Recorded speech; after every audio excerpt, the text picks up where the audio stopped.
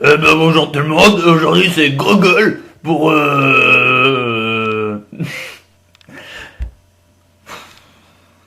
Laissez tomber. Bonjour à tous, c'est Incognito, bonjour à la populace. Pour ceux qui me suivent sur les réseaux sociaux et pour les potes, ça fait plusieurs mois que je pars d'une émission qui s'appelle L'Incollable. Et voilà, le premier épisode qui vient de sortir. Et comme je suis un être humain dépourvu d'originalité, direction Star Wars 7, le réveil de la force, hein. Et bonne petite critique pour démonter, encenser le film. Donc Star Wars 7 qui est sorti dans les ciné français le 16 décembre 2015. C'était un mercredi. Je sais même plus si on était allé le voir le jour de sa sortie, parce que je suis allé le voir tout seul. Donc le film a été réalisé par et coécrit par Jeffrey Jacob Abrams, et au vu du résultat, on peut le dire J.J. Abrams. Maintenant, remets-nous des glaçons. Plus sérieusement, il y a une question que je me posais avant d'aller voir le film. Est-ce que ce sera un vrai Star Wars ou juste un film un film fanservice qu'on oubliera dans 3 mois, comme les comédies françaises? Eh ben, figurez-vous que oui, ce film est un vrai Star Wars et non une comédie française à la comme les films avec Admiral. Voilà. Donc, avant de parler plus en détail du film, rappelons le succès de ce premier opus de cette nouvelle trilogie.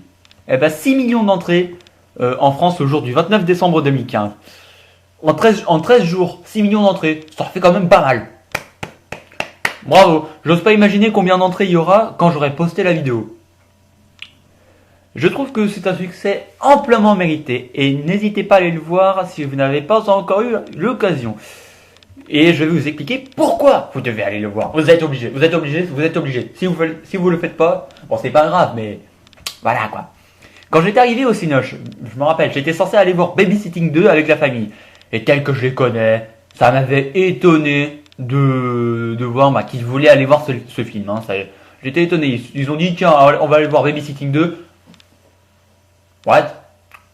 Papa, maman, vous avez consommé quoi? Et quand j'ai vu que le Star Wars 7 allait passer, mais 30 minutes plus tard et en 3D, bon là mon choix était vite fait. Hein. Entre Babysitting 2 et Star Wars 7, je préférais largement passer un moment seul. À la base, je devais même pas aller voir Star Wars 7. Mais ce film Babysitting 2, bon, que je n'ai pas regardé, hein, donc je peux pas dire si c'est de la merde ou pas, mais apparemment, c'est pas le genre de film qui me tente. Bon, j'ai décidé de passer un moment seul. Qu'est-ce qu'ils ont fait? Ils se sont vengés en se barrant sans moi et en m'obligeant à rentrer à pied. Et ouais, leur film a fini avant le mien. Et ils ont eu la flemme de m'attendre. J'ai dû faire mes 5... Ouais, attends. Non, c'est plus de 5 km entre chez moi et le ciné, là. Ouais, entre 5 et 10 km à pied. Ok, tranquille. Bon, au moins au moins j'ai essayé de courir un peu, ça m'a fait un petit footing. Le petit footing du dimanche. Enfin bon, bref, je m'égare. Parlons du film et j'essaierai de spoiler le moins possible. Enfin bon, spoiler quand t'as... Attends, je parie ce que tu veux, t'as déjà 10 millions d'entrées. Hein. Rien qu'en France. Alors, spoiler... Bon, à la fin, le film se termine, voilà. Là, je vais me faire démonter parce que j'ai tout spoilé. Donc voilà. Donc l'histoire commence avec plusieurs personnages, tout d'abord FN 2187. Ah mais là je suis désolé, mais ce film fait l'apologie du Front National. Vous avez vu comment s'appelle l'un des persos principaux? Non, je déconne, il est rappelé film.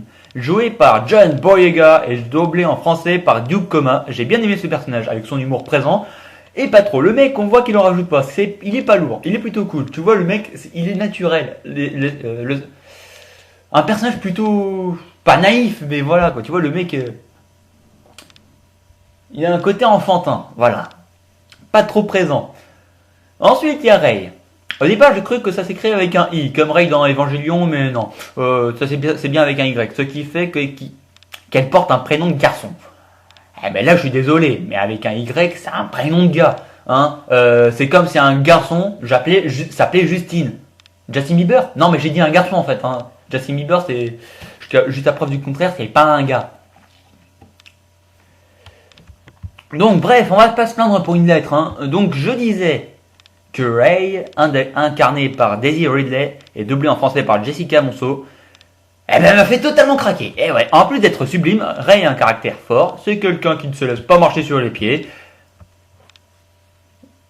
Je veux savoir la taille, je veux connaître sa pointure de chaussures, hein, c'est pour savoir si c'est facile de lui marcher sur les pieds ou pas.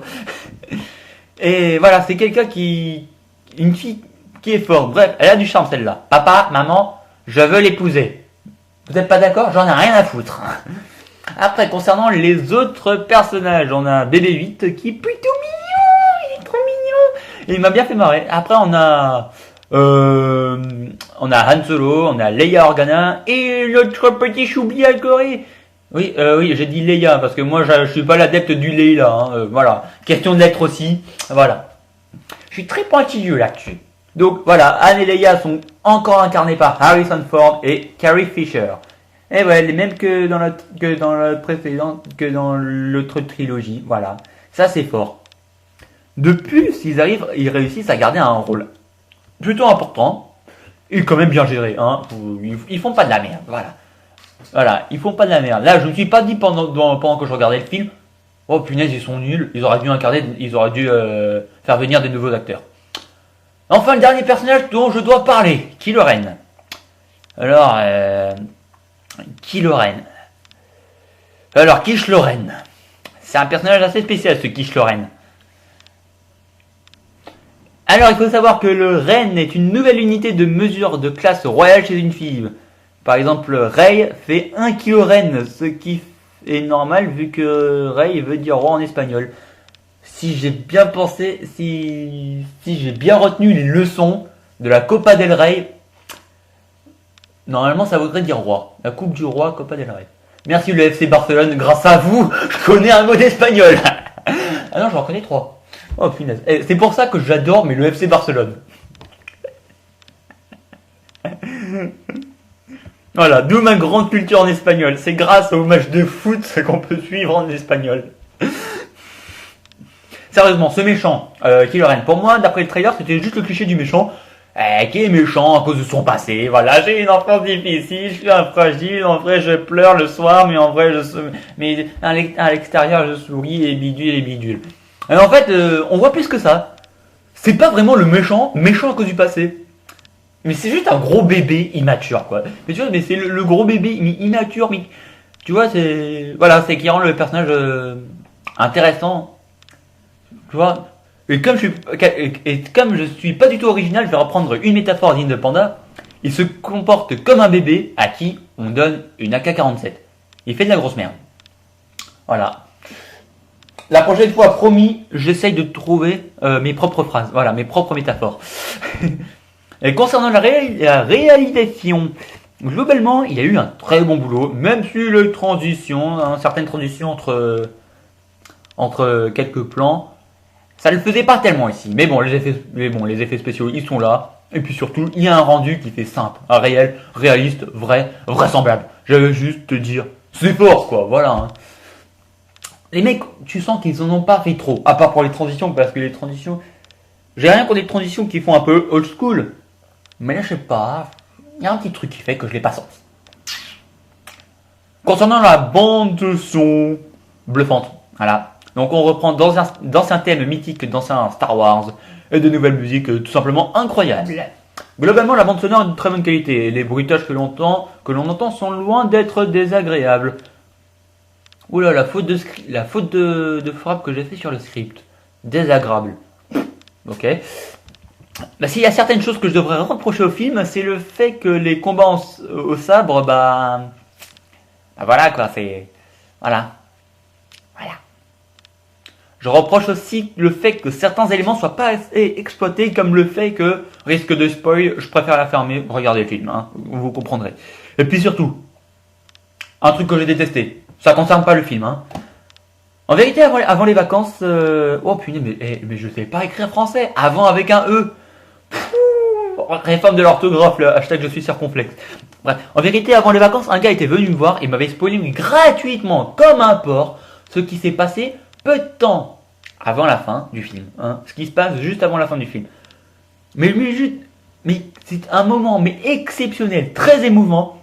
Je peux dire que ça m'a bien fait rager, car malheureusement le film avait légèrement perdu son intrigue, car je savais que ce moment, que ce connard m'a spoilé, allait se dérouler dans un moment ou un autre. Et ça fait bien chier. Moi j'étais dans le film et je me disais, bon allez, c'est quand ça arrive ce moment-là, là, je sais que ça va arriver, je sais que ça va arriver. Et au final c'est arrivé, mais j'étais quand même dégoûté. Parce que si on m'avait pas spoilé le film, j'aurais été encore plus surpris, encore plus ému. Bon, j'aurais pas versé de larmes, mais voilà quoi. Hein. Après, que dire de la fin? Certains l'ont détesté, c'est compréhensible. Et d'autres comme moi n'attendaient que ça. Certains n'ont attendu que ça, que ce moment-là dans la fin. Et c'est pour ça que moi j'ai trouvé génial. Je me disais, le film, il doit se finir comme ça. Et j'ai été servi. Donc en conclusion, qu'est-ce qu'on peut dire? Que ce Star Wars 7 est excellent. Je crois que c'est ce qui s'est fait de mieux cette année, en 2015 dans le cinéma. Est-ce que pour le regarder, il faut avoir vu les précédents Star Wars? C'est légèrement compliqué. Disons que pour certains personnages comme Leia, Han Solo ou Choubi, le Choubi adoré, eh ben, voilà. Certains personnages comme ceux-là ne pourront pas être compris des novices de la saga. Et ces trois-là ont quand même leur importance. Idem pour certains autres personnages. Mais pour le reste, finalement, oui, il faut quand même avoir vu les précédents films. Hein. Même s'il y a certains trucs pour lesquels t'as pas d'un côté t'as besoin de voir les précédents films, d'un autre côté t'as pas vraiment besoin. Au final, oui et non, quoi, j'ai envie de répondre. Voilà. Pour moi, j'hésite à dire si c'est le Star Wars qui est mon préféré de la saga ou si c'est le 5ème qui est le reste. Oui, j'ai bien aimé le 5ème. Oui, j'ai bien aimé le 5ème. Voilà, j'hésite à savoir pour l'instant si c'est le 7ème ou le 5ème. On verra avec le 8 et le 9 pour voir si je peux apprécier le 7ème à sa juste valeur, mais voilà. Au final, je vais lui donner une note exactement. Hein. Comme pour les vidéotests, les films auront le droit à leur propre note. Et la note que je lui donne, c'est de 94%. Et oui, ça veut dire que le film, je l'ai trouvé mais excellent. Et ouais. Voilà, c'était le premier épisode de l'Incollable. J'espère que ça vous aura plu. N'hésitez pas à me dire dans les commentaires qu'est-ce que vous en avez pensé. J'espère que ça vous aura plu. Et blabla, et blabla, et blabla. Et on se retrouve la prochaine fois. À la prochaine!